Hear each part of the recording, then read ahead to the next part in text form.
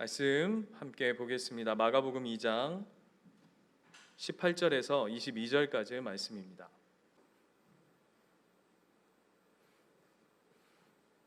다 찾으셨죠? 한 절씩 18절부터 교독하겠습니다. 요한의 제자들과 바리새인들이 금식하고 있는지라 사람들이 예수께 와서 말하되 요한의 제자들과 바리새인들의 제자들은 금식하는데 어찌하여 당신의 제자들은 금식하지 아니하나이까?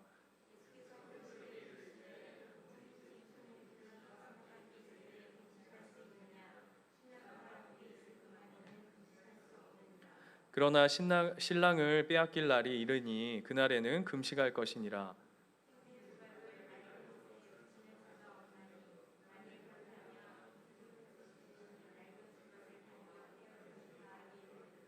같이 읽겠습니다. 새 포도주를 낡은 가죽 부대에 넣는 자가 없나니 만일 그렇게 하면 새 포도주가 부대를 터뜨려 포도주와 부대를 버리게 되리라.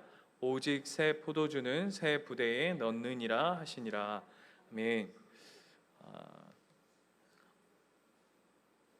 원래 순서는 그 13절부터가 오늘 이제 우리가 살펴볼 순서인데요. 오늘 이제 금식 이야기를 중심으로 이야기를 다루면 이 지난주 중풍병자 그리고 앞에 레위를 부르시는 장면 그 중심에 이 금식 이야기가 있습니다. 이제 5가지 이야기가 세트로 묶여져 있는데요. 그 5가지 이야기의 핵심 안에 오늘 우리가 함께 나눌 금식 이야기. 그래서 이 금식 이야기를 풀어내면 5사건의 그 핵심 맥락을 이렇게 잡을 수 있는 그만큼 중요한 내용입니다. 그래서 이 금식 이야기로 전반적인 내용들을 다 살필 수 있어서 오늘 이 금식 이야기로 한 덩어리를 뛰어넘었는데요. 오늘 레위를 부르시는 장면도 같이 묶어서 좀 살펴볼 테니까 목사님이 뭐 헷갈렸나 이렇게 생각 안 하셔도 될 것 같습니다. 오늘 금식 논쟁은 오늘 18절 말씀에 이렇게 시작되어집니다. 요한의 제자들과 바리새인들이 금식하고 있었다라고 성경은 시작되어지면서 사람들이 예수한테 몰려와서 이렇게 얘기하는 거예요. 요한의 제자들과 바리새인의 제자들은 금식하는데 어찌하여 당신의 제자들은 금식하지 않습니까? 라고 하는 이 질문으로 오늘 이 말씀이 시작되어집니다. 여기서의 금식은 우리가 지금 살아가고 있는 요즘 우리가 하는 금식하고는 약간 성격이 다릅니다. 예수님 당시의 금식이 가지고 있던 내용들은 지금의 금식하고는 조금 달랐던 것 같아요. 그래서 이들은 기본적으로 일주일에 2-3번씩 금식을 했다고 해요. 좀 있으면 뭐 또 본문을 통해서도 확인하겠지만 일주일에 한 2-3번. 여러분 일주일에 2-3번 하루 그냥 온종일 이렇게 금식을 이틀에 한 번꼴로 이렇게 하는 게 사실 쉽지 않잖아요. 그런데 그들의 금식의 핵심 목적은 무엇이었냐면 내용은 무엇이었냐면 뭐 방식이 조금 다를 수도 있겠지만 그들은 그 금식의 핵심 내용은 이거였어요. 메시아, 우리에게 하나님 그 메시아를 허락하여 주시옵소서 라고 했던 그 구약에도 마찬가지고 신약 시대에서도 이 로마 가운데 있는 이 땅을 구원하시옵소서, 우리에게 하나님께서 우리를 긍휼을 베풀어 주시옵소서라고 하는 그 메시아 사상을 구하는 그 메시아를 구하는 그 중심 가운데 이 금식의 제도가 흘러갔어요.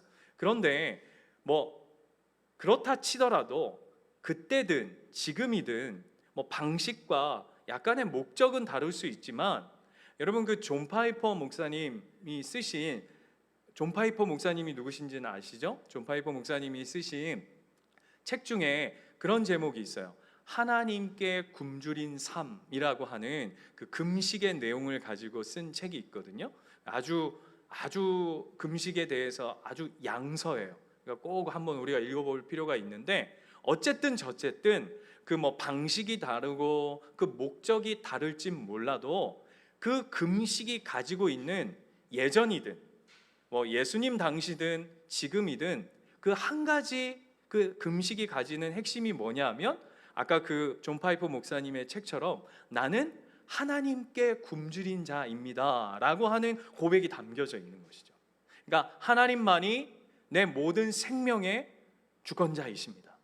내가 하나님 손에 내 생명이 달려 있습니다. 날 입히시든 먹이시든 뭐 어떻게 하시든 난 하나님을 붙들겠습니다. 난 하나님 앞에 당신이 필요한 존재입니다 라고 고백하는 것이 금식의 핵심인 거예요. 뭐라고요? 금식이 뭐라고요? 하나님이 필요합니다. 난 하나님만을 의지합니다. 그게 이제 금식의 핵심이에요. 제가 이 금식에 대한 여러 번 언급했기 때문에 구체적인 이야기는 더 얘기하지 않겠어요. 그런데 하나님이 필요합니다 라고 하는 것이 오늘 금식의 내용인데, 아까 얘기한 것처럼 13절로 한번 올라가 볼까요? 13절로 올라가면 예수님께서 그 세리 누구를 부르시죠? 레위를 부르세요. 레위 부르시는 장면인데, 그러면서 어떤 이슈가 만들어지냐면 세리잖아요. 그죠? 세리가 가지고 있는 이 당시의 어떤 이미지, 그게 뭐냐면 죄인 중에 죄인, 아시죠? 그런 그를 부르시는데 뭐라고 그러냐면 서기관과 바리새인들이 이렇게 얘기합니다. 왜 그 죄인하고 밥을 먹냐? 이게 이제 딴지 거는 거죠. 예수님 앞에 공격을 합니다. 그랬더니 예수님이 뭐라고 얘기하시죠? 17절 같이 한번 읽어볼까요? 17절 말씀 시작. 예수께서 들으시고 그들에게 이르시되 건강한 자에게는 의사가 쓸데없고 병든 자에게라야 쓸데있느니라. 나는 의인을 부르러 온 것이 아니요 죄인을 부르러 왔노라 하시니라 라고 얘기합니다. 자, 여러분 한번 보세요. 아까 금식이 가지고 있는 의미가 뭐라고 그랬죠? 예? 네, 난 하나님 당신이 필요합니다 예요. 그렇죠? 자, 질문이요. 자, 죄인이 오늘식으로 하자면 건강한 자가 의사가 필요할까요? 건강하지 않은 사람이 의사가 필요할까요? 그렇죠. 건강하지 않은 사람이 난 의사가 필요합니다 예요. 자, 바꿔서요. 그러면 금식이 아까 뭐라 그랬죠? 난 하나님이 필요합니다 예요. 그럼 바꿔서 하면 뭐죠? 나는 아픕니다죠. 이해되십니까? 난 하나님 당신이 필요합니다 라고 하는 그 금식이 가지고 있는 의미는 뭐냐면 난 완전한 존재가 아닙니다. 난 부족한 자입니다. 하나님, 나는 지금 많이 아파요 이거라고요. 그렇다면 오늘 아까 재밌는 게 18절이 이렇게 시작해요. 요한의 제자들과 바리새인들이 뭐 한다? 금식한다예요. 그렇죠? 금식하고 있다. 그럼 금식하고 있다 그러면 무슨 얘기입니까? 두 가지 의미예요. 난 지금 아파요. 난 많이 힘들어요. 그래서 하나님 당신이 필요합니다. 하나님을 의지합니다 라고 하는 고백 일터인데, 그러면 예수님이 레위를 부르시거나 세리와 함께 죄 많은 사람들과 음식을 먹고 나누고 있다면 어떤 고백을 해야 할까요? 그들이 하나님이 기뻐하시고 원하시는 진짜 금식, 하나님, 나는 하나님 당신이 필요합니다. 하나님 당신만을 의지합니다 라고 하는 그 금식의 본질적 의미를 쫓아가는 자들이었다면, 세리와 함께 죄인과 함께 잡수시는 예수를 보면서 뭐라고 얘기해야 되겠냐고. 제가 지금 어려운 질문을 드리나요? 당연히 이렇게 고백해야 되겠죠. 드디어 그분이 오셨구나. 우리가 금식하며 하나님이 필요합니다 라고 얘기했는데, 이 메시아께서, 이 예수께서 오셔서 그 죄 많은 인생, 나같이 건강하지 않은 자들을 위해서 그분이 의사로 드디어 오셨구나.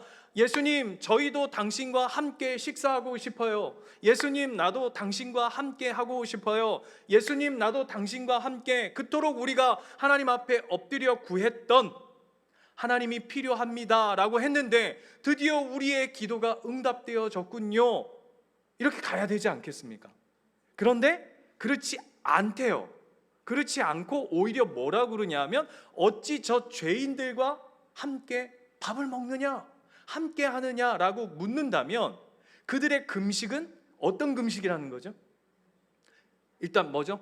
잘못되어졌다. 뭔가 틀어졌다. 그리고 두 번째 뭐예요? 종교 행위를 하고 있다는 거예요.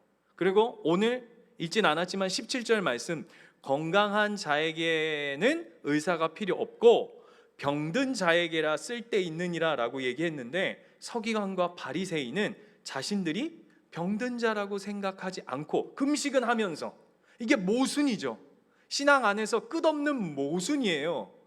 그렇죠. 금식한다는 건 내가 아픕니다, 하나님이 필요한 존재입니다, 나는 병든 자라서 의사이신 예수님, 하나님이 필요합니다라는 고백인데, 정작 죄인들과 함께하는 예수를 만나자 뭐라고 고백하고 있는 거냐면, 나는 의사가 필요 없고 나는 건강한 자입니다 라고 얘기하는 것을 금식 논쟁으로 예수님이 이렇게 틀어서 설명하고 계신 게 오늘 본문인 거예요. 그들의 금식은 하나님의 뜻과 하나님이 나에게 필요하신 분입니다, 하나님이 나의 전부이십니다, 하나님만을 의지합니다라는 고백이 아닌 거죠. 대표적으로 누가복음 18장 가볼까요? 뒤로 조금만 넘어가 보세요. 이 고백을 그대로 담고 있는 기도가 있어요. 누가복음 18장 9절. 자, 보세요. 이제 거짓말이 아닌 게 그대로 나오죠. 또 자기를 의롭다 믿고 다른 사람을 멸시하는 자들에게, 이 누구죠? 아까 우리가 마가복음에서 살펴봤던 서기관과 바리새인들이 딱 가지고 있는 마음 상태 아닙니까? 자기는 의롭고 의롭게 믿고 있고, 다른 사람은 금식이 필요하고 그들은 예수님과 함께 하면 안 되는 존재로. 그랬더니 예수님 그다음 그가 하는 기도를 잘 보세요. 바리새인의 기도. 두 사람이 기도하러 성전에 올라가니 하나는 바리새인이요 하나는 세리라. 바리새인은 서서 따로 기도하여 이르되, 하나님이여, 나는 다른 사람들 곧 토색, 불이, 간음하는 자들과 같지 아니하고 이 세리와도 같지 아니함을 감사하나이다. 그 다음 보세요. 나는 일회에 몇 번씩이요? 2번씩. 아까 제가 예수님 당시에 일주일에 몇 번씩 금식한다 그랬죠? 2-3번씩 한다 그랬는데 딱 이 사람인 거예요. 그죠? 일회에 2번씩 금식하고 또 소득의 11조를 드렸습니다 라고 얘기하고 있다고요. 그런데 예수님 뭐라 그러시죠? 끝에 이 이야기가 어떻게 끝나냐 하면, 내가 너희에게 이르노니 이에 저 바리새인이 아니고 이 사람이 의롭다 하심을 받고, 이 사람이 누굽니까? 세리죠. 그의 집으로 내려갔느니라. 무릇 자기를 높이는 자는 낮아지고 자기를 낮추는 자는 높아지리라 라고 얘기하는 그 바리새인이 오늘 우리가 살펴봤던 2장의 이야기처럼 그들은 금식을 그저 종교 행위로 향하고, 별로 표정들이 안 놀라시는데 왜 안 놀라시냐면, 목사님 너무 놀라지 마세요, 저희는 금식도 안 하니까 괜찮습니다 뭐 이렇게 표현하실 수 있는데, 그 얘기를 하는 게 아니에요. 그러면서 예수님이 드신 이 비유가 뭐냐면, 오늘 결혼식 비유, 결혼식에서 신랑의 비유, 그 다음에 뭐죠? 새 옷, 그죠? 그 다음에 세 번째가 뭐냐면, 새 가죽을 헌부대에다가 넣을 수 없다. 이 세 가지 비유를 드시는 거예요. 이 세 가지는, 비유는 세 가지인데 핵심은 한 가지입니다. 우리 기억나십니까? 우리 비유 시리즈 할 때, 우리 BTS 비유 시리즈 할 때 이 본문 다뤘었습니다. 그래, 이럴 줄 알았어요 제가. 여러분, 예수님이 이제 결혼식 비유를 싹 가지고 오셔서는 뭘 빗대서 설명하는지를 한번 잘 보세요. 자, 오늘 본문으로 돌아가면 20절 보면, 19절 보면 이렇게 돼 있어요. 예수께서 그들에게 이르시되, 혼인집, 그냥 우리식으로 편하게 얘기하자면 결혼식입니다. 그죠? 결혼식에 손님들이 신랑과 함께 있을 때에 금식할 수 있느냐, 신랑과 함께 있을 동안에는 금식할 수 없느니라 라고 얘기합니다. 이게 무슨 얘기입니까? 그냥 단순한 얘기입니다.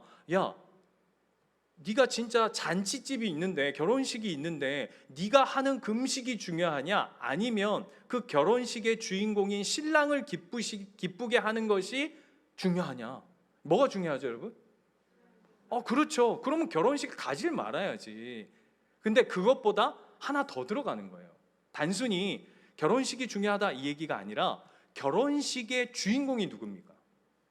신랑이죠. 이해되십니까? 결혼식에서 핵심은 신랑이다 라는 거예요.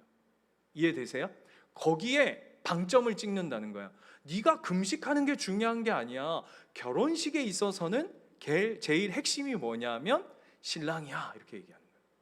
그리고는 그 두 번째 또 얘가 뭐냐면 이렇게 얘기해요. 생배 조각을 낡은 옷에 붙이는 자가 없나니 만일 그렇게 하면 기운 새 것이 낡은 그것에 당기어 헤어짐이 더하게 되느니라 라고 말이 복잡하게 들려지는데 이겁니다.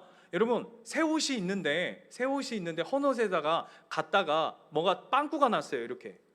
근데 이 옷 자체가 너무 많이 입어가지고 여기가 허덜허덜 너덜너덜해진 거예요. 그런데 거기에다가 새 옷을 갖다 입는 사람은 없죠.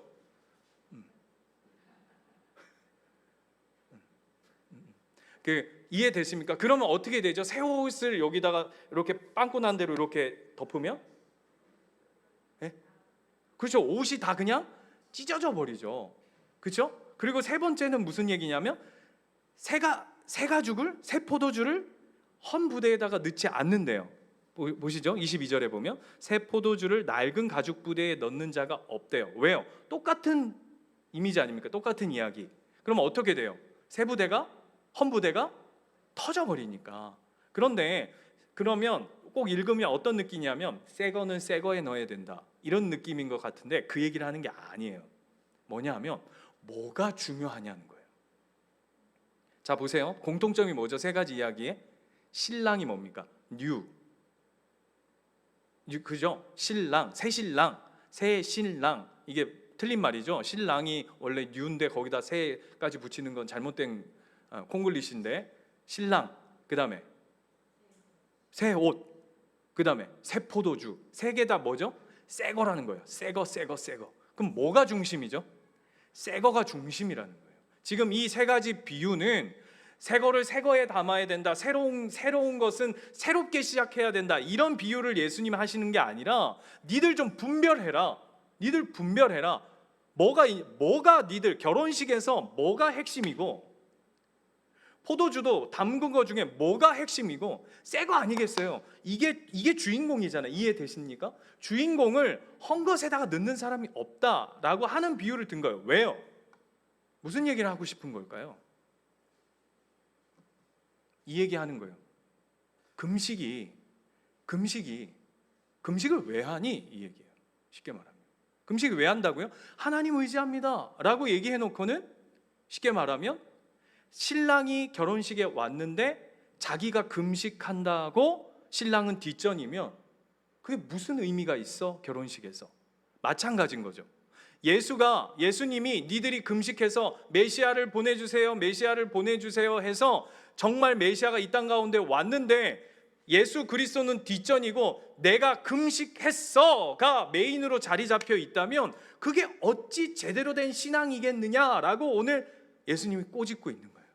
그래서 여러분, 우리의 신앙도 똑같아요. 우리의 중심에 예수 그리스도가 정확히 자리하지 않으시면, 본질이 예수로 채워지지 않으면 어떻게 되냐면 오늘 본문처럼 깨져요, 터져요, 헤어져요. 보세요. 자, 제가 제일 많이 드는 비유예요. 자, 하나님이 우리의 중심에 계시고 기준이 바로 서야, 예를 들게요. 제가 지금 의영 집사님은 동쪽에 있습니까? 서쪽에 있습니까? 남쪽에 있습니까? 북쪽에 있습니까? 앞에 있죠. 누굴 기준으로 한 거죠? 그죠? 저를 기준이라고 하는 기준이 명확해야 누군가를 세팅할 때 이 사람이 동쪽에 있는지, 서쪽에 있는지, 남쪽에 있는지, 북쪽에 있는지를 감할 수 있는 거예요. 신앙도 마찬가지예요. 우리가 예수 그리스도라고 하는, 하나님이라고 하는 그분이 우리의 삶의 중심으로, 기준으로 자리 잡혀야 그 다음에 방향성이라는 게 생겨요. 어디로 가야 하는지, 나는 어디쯤에 서 있는지 이해되십니까? 내가 오른쪽에 가야 할지 왼쪽으로 가야 할지, 저 사람은 어디 동쪽에 있는지 서쪽에 있는지 그 기준이라는 게 잡혀야 된다고. 근데 보세요, 기준이 없고 본질이 없고 중심이 흐트러져 있으니까 뭐가 중요한 것인지 뭐가 쓸데없는 것인지가 흔들리니까 어떻게 하냐면 우리의 신앙이 늘 뒤죽박죽인 거예요. 늘 흔들리는 거예요. 방향이 없는 거예요. 향방 없이 다니는 거예요. 그래서 여러분, 예수님을 중심으로 우리의 삶이 세팅된 사람들의 특징이 뭐냐면 신앙이 심플해요. 그죠? 표정들이 아씨 난 아닌가 보다. 신앙생활이요, 예수님이 내 삶의 중심이 딱 해서 내가 방향성이 딱 붙잡힌 사람들의 특징이 뭐냐면 심플하다고요. 심플해요. 그런데 예수님이 중심이 아니고 내가 어느덧 중심이 잡혀 있고 예수님이 내 삶의 변두리에 계신 사람들의 특징들이 뭐냐 하면 인생이 복잡하죠. 또 뭐가 많죠? 문제가 많아요.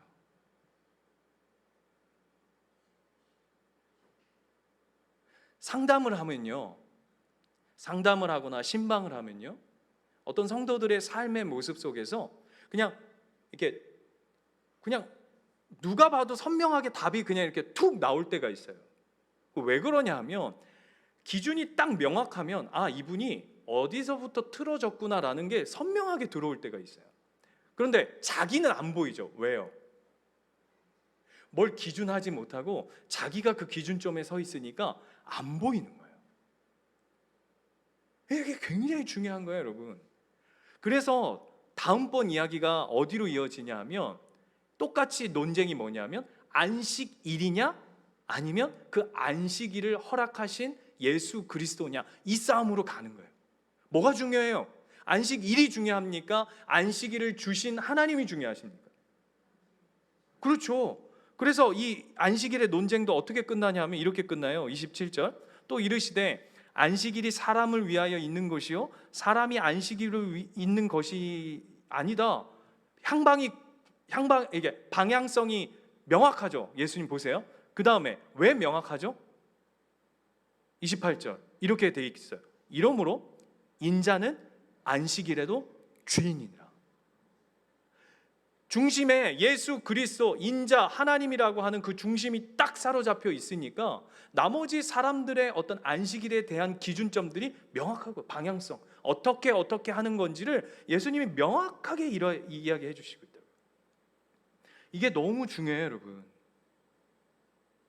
그래서 이 이야기들을 금식의 이야기로 끌고 왔지만 뭘 지금 모르고 있냐 하면 신앙이 진짜 금식이라고 하는 것의 본질, 그 중심이 뭔지를 지금 서기관과 바리새인들 뿐만 아니라 예수님을 따른다고 하는 자들조차도 모르고 있다라는 거예요.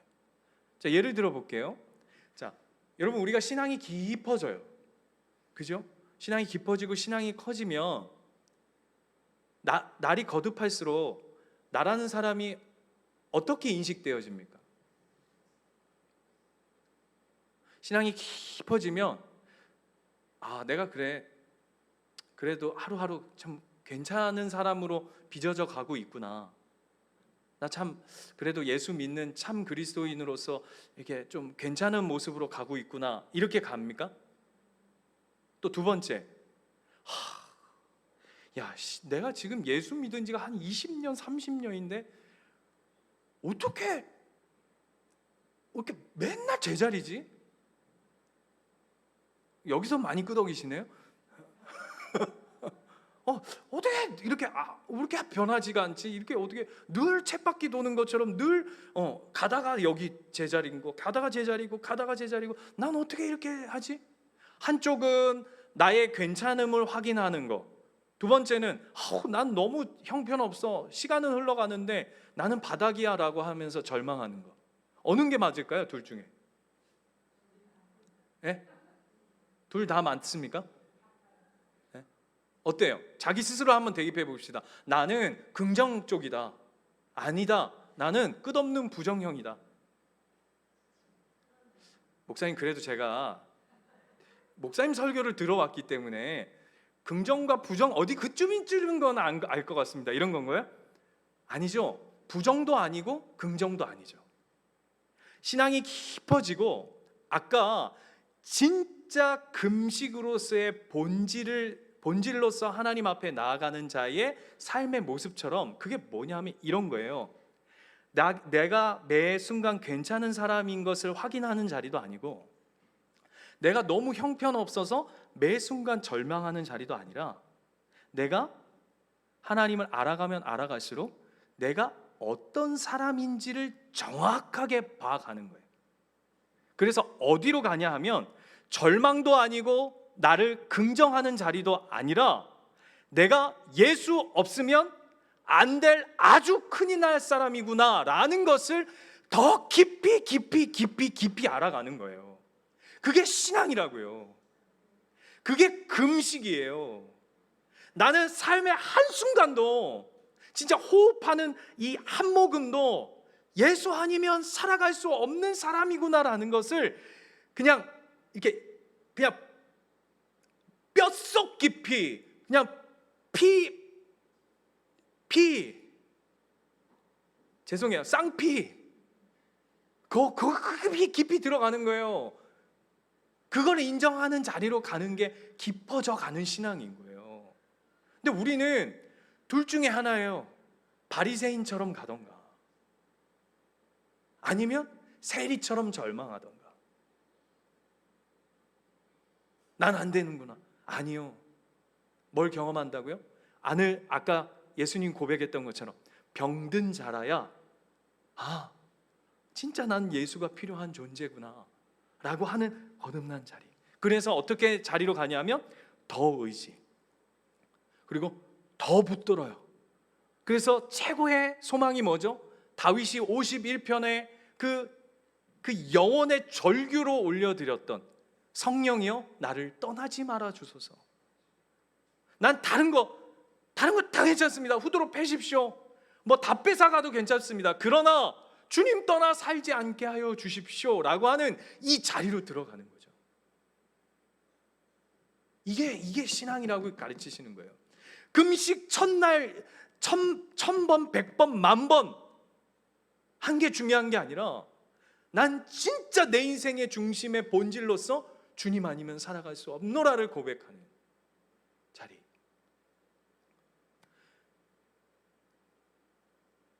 엊그저께 갑자기 저희 장모님이 전화가 오셨어요. 이제 다이렉트로 저한테 올 때는 뭔가 이제 뭐가 있어요. 그래서 이제 제 핸드폰에 이제 어머니 이렇게 저장돼 있는데 어머니 뜨면 순간 이제 제가 깜짝 놀라거든요. 뭐가 또 이제 사건이 났나 보다 해가지고 여보세요 그랬더니 첫 마디가 목사님 이렇게 시작하세요. 그러면 이제 뭔가 이제 다른 구도다. 보통 뭐 사위님 뭐 이렇게 하던가 뭐 이렇게 하시는데 목사님 이러면 이제 조금 다른 구도인 거예요. 그러시면서 뭐라 그러냐면 우리 어머니가 요번에 개척교회 계시다가 조금 큰 교회 우리보다 크면 큰 교회죠, 그죠? 한 300명 정도 되는 교회로 이제 옮기셨어요. 근데 이제 통합측 교회예요.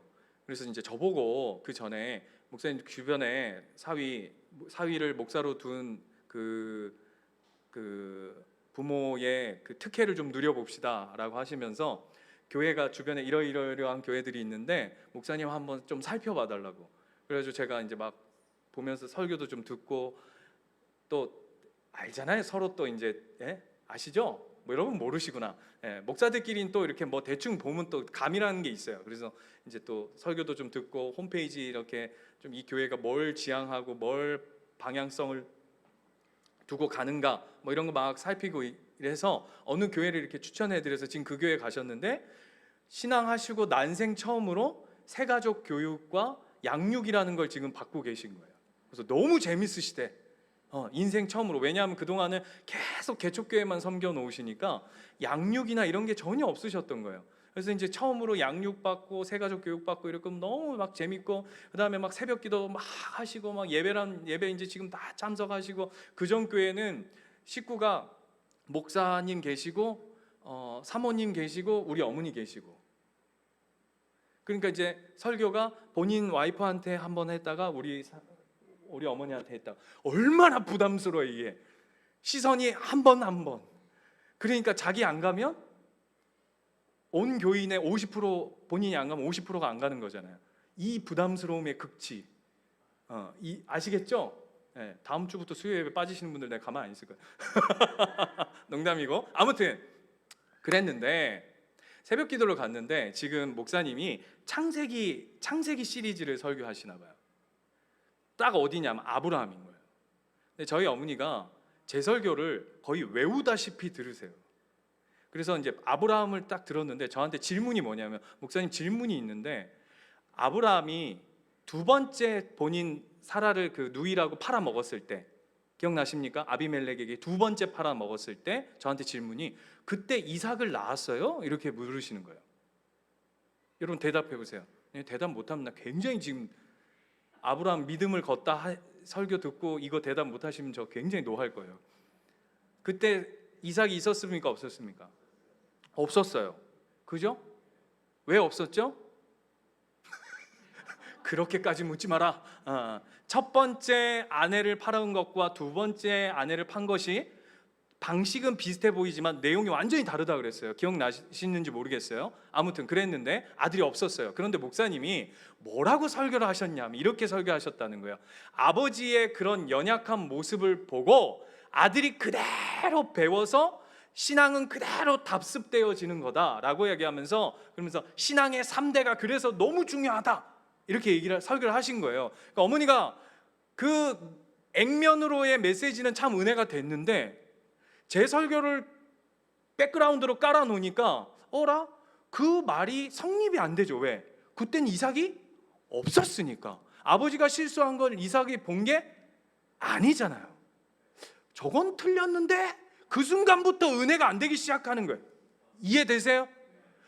그 액면가로는 그래, 신앙을 지켜가는 거 3대 그 가정을 지켜가는 게 너무 중요해 라고 은혜를 받았는데, 집에 와서 생각하면서 제가 했던 설교를 되짚어 와보니까 이거와 이게 안 맞으니까 점점 받았던 은혜가 희석되어지면서 이제 마지막 방점이 뭡니까? 그 설교를 했던 목사한테 확인을 받아서, 그것도 또 나이스 또 사위 아니에요. 확인을 딱 해서 결론이 뭐였냐면,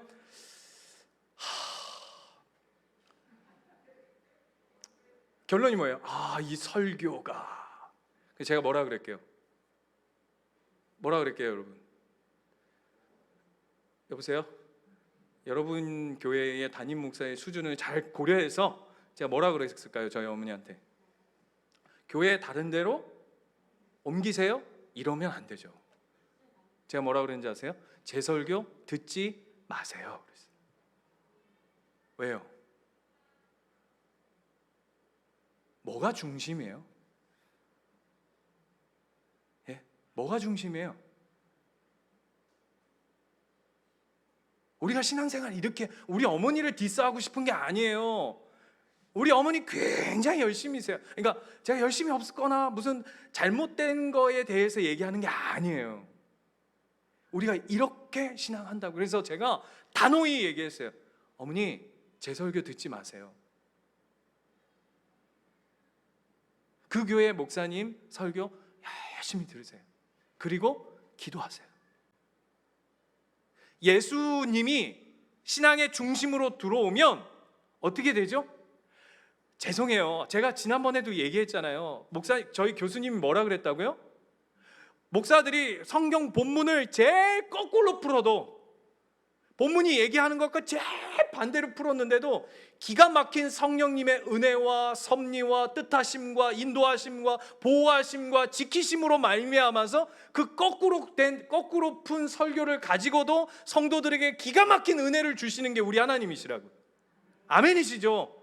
그래서 제가 늘 자주 하는 이야기, 제가 개떡같이 얘기할지라도 찰떡같이 알아듣게 하시는 성령님의 은혜를 구하고 바라보며 기도하며 그 앞에 엎드려서 그걸 내 삶의 중심으로 두는 게 신앙이라고요. 여러분, 뭘 했다가 중요한 게 아니에요. 다른 제자들은 뭐를 했는데 당신들의 제자는 왜 하지 않습니까가 아니라, 주님, 내가 금식하면서 주님이 필요하다고, 주님을 원한다고, 주님 아니면 살 수 없노라고 고백하며 그 자리에 있는데, 하나님, 나 왜 여전히 이 모양이죠?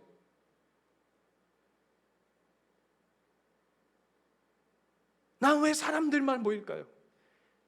나 왜 그 말들만 들릴까요?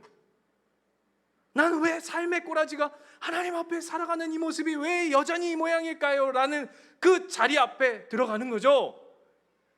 그거 구하라 하시는 거예요. 얘야, 모든 인생이 내가 필요한 자다 라고 하는 자리. 저는 바라옵기는 우리 모든 사랑하는 예수님교회 모든 가족들이 진짜 여러분 저와 삶의 중심에 예수로 세워져 가는, 우리 교회 이름답게 예수님의 사람, 예수인, 그냥 말만 말고, 그래서 그게 잘 안 돼서 이렇게 모여 있는 거잖아요. 같이 기도하는 거잖아요. 같이 바라보는 거잖아요. 같이 예배하는 거잖아요. 주님 도와주십시오. 주님 함께 해주십시오. 그 고백으로 그렇게 다시금 세워져 가는 오늘의 말씀이기를 축원드립니다. 제가 요즘에 내리는 결론이 있어요. 설교 잘하려고 애쓰는 게 중요한 게 아니구나.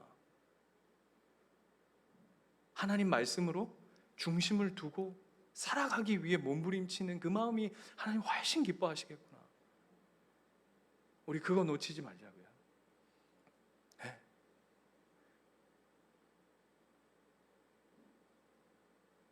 훨씬 은혜스러워요.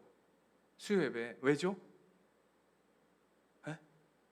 은주 집사님 반주가 은혜롭지 않습니까? 네? 저는 은혜로워요. 왜죠? 본인의 부족함을 아니까 자, 또 준비하고 기도하고 준비하고 기도하고, 아니면 큰일 났지만 기도하고 준비하고 기도하고 그죠? 그렇게 하는 거예요. 그렇게 그 안에 은혜의 구도들로 세워져 가는 거예요. 저는 여러분 너무 귀하다고 저는 생각해요. 왜 귀하죠? 많은 사람들이 예배하는데 그 사이에 하나 껴있는 거 그거 어렵지 않아요. 그죠? 그러나 아무도 예배하지 않는 그때에 예수가 나의 참 주인이기에 그 자리를 지키고 그 중심을 드리고 그 삶의 자리를 하나님 앞에 올려드리는 것. 그렇게 진짜 예수 믿는 사람들이 우리 안에 한 마음 한 마음으로 세워져 가기를 축원합니다. 우리 찬양하고 기도하겠습니다.